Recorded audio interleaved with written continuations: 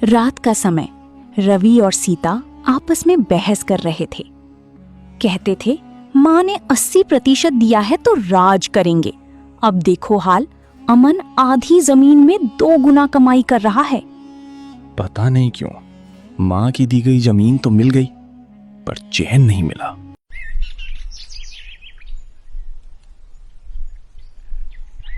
गांव के कुछ बुजुर्ग और किसान लोग पीपल के पेड़ के नीचे बैठकर बातें कर रहे थे। अरे भाई, इस बार तो अमन ने कमाल कर दिया। इतनी कम जमीन में इतनी बढ़िया धान की फसल, मानो खेत में सोना उगाया हो। सच कह रहा है अमन, हम लोगों की तो 8-8 बीघे की फसल भी उसके सामने फीकी लग रही है। लगता है उसने जैविक तरीका अपनाया, खाद भी खुद बनाई और समय पर खेत की देखभाल की। उसकी मेहनत रंग लाई। अमन भाई जैसे लोग ही गांव का नाम रोशन करते हैं। कुछ साल बाद अब अमन के पास आधुनिक ट्रैक्टर, ट्यूबवेल और एक गोदाम था। अमन ने अब कई गुना जमीन बढ़ा ली थी। गीता एक रजिस्टर में हिसाब लिख रही थी। अमन एक व्यापारी से मिलकर लौटता है। गीता, इस बार की फसल ने हमारी मेहनत को 4 गुना कर दिया। मैंने गांव के पास की 2 बीघा जमीन और ले ली है। ये तो बहुत खुशी की बात है अमन जी। ईश्वर की कृपा और आपकी मेहनत रंग लाई है। माँ के जाने के बाद हमने बहुत सहा, पर अब सब कुछ ठीक हो गया। रात का समय, घर में सन्नाटा था। रवि का बेटा खाट पर लेटा था, जो बीमारी की वजह से काफी कमजोर हो गया था। रवि और सीता उसकी ओर चिंतित निगाहों से देख रहे थे। एक कोने में दवाइयों की थैली रखी थी। रवि, दवाई की आखिरी खुराक भी दे दी। डॉक्टर कह रहा है कि ऑपरेशन जरूरी है। सीता, 2 बीघा जमीन बेच चुका हूं, अब कुछ भी बचा नहीं। ऊपर से सेठ हर दिन आकर धमकाता है। रवि का चेहरा पसीने से भीगा हुआ था और आंखें डरी हुई। रवि, मेरे पास एक रास्ता है। हम अमन से मदद मांगेंगे। क्या? अमन से? मैं उसके आगे हाथ नहीं फैलाऊंगा। रवि, अब बात अहंकार की नहीं, हमारी बेटी की जान की है। अगर आज माँ जिंदा होती तो शायद ये दिन ना देखना पड़ता। ठीक है, कल सुबह चलेंगे, जो होगा देखा जाएगा।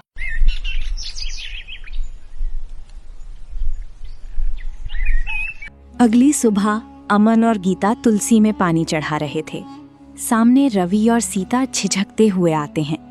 अमन दोनों को देखकर चौंक जाता है। भैया भाभी, आइए, अंदर आइए। कैसे आना हुआ? दीदी आइए, बैठिए, मैं आपके लिए चाय लाती हूँ। नहीं गीता, आज हम कुछ मांगने आए हैं। अमन, मेरी हालत तुमसे छिपी नहीं है। बेटा बीमार है और इलाज जरूरी है। 2 बीघा जमीन बिक चुकी है। अब बस वो बची है जिसे कभी मैंने माँ के बहाने तुमसे छीन लिया था। भैया, आप बैठिए। ये घर भी आपका है और हम भी। कहिए, कितना चाहिए? अमन, सेठ रोज धमका रहा है। कहता है अगर मेरे पैसे वापस नहीं मिले तो जमीन पर कब्जा कर लूंगा। आप चिंता मत कीजिए भैया, मैं कल ही अस्पताल का पूरा खर्च उठाऊंगा और सेठ का कर्जा भी चुका दूंगा।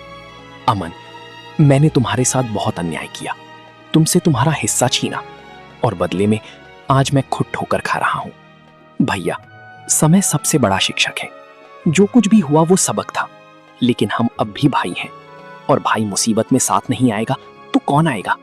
उधर गीता और सीता आपस में बात कर रही थीं। गीता, हमने तुम्हें कभी नहीं समझा, पर आज जब सब छिन गया तब एहसास हुआ कि रिश्तों से बड़ा कुछ नहीं होता।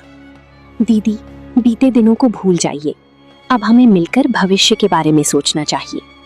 दोपहर का समय, अस्पताल के एक कमरे में रवि का बेटा बिस्तर पर लेटा था। उसका इलाज चल रहा था। अमन डॉक्टर से बात कर रहा था।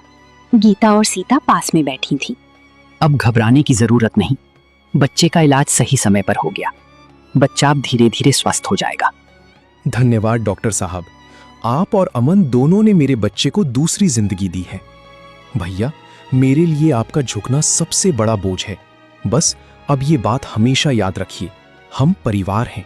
कुछ दिन बाद घर में सब मिलकर बैठते हैं। एक बड़ी चौकी पर चटाई बिछी थी। अमन, गीता, रवि, सीता और बच्चा। गीता, अगर तुम ना होती तो आज हम ना जाने किस हालत में होते।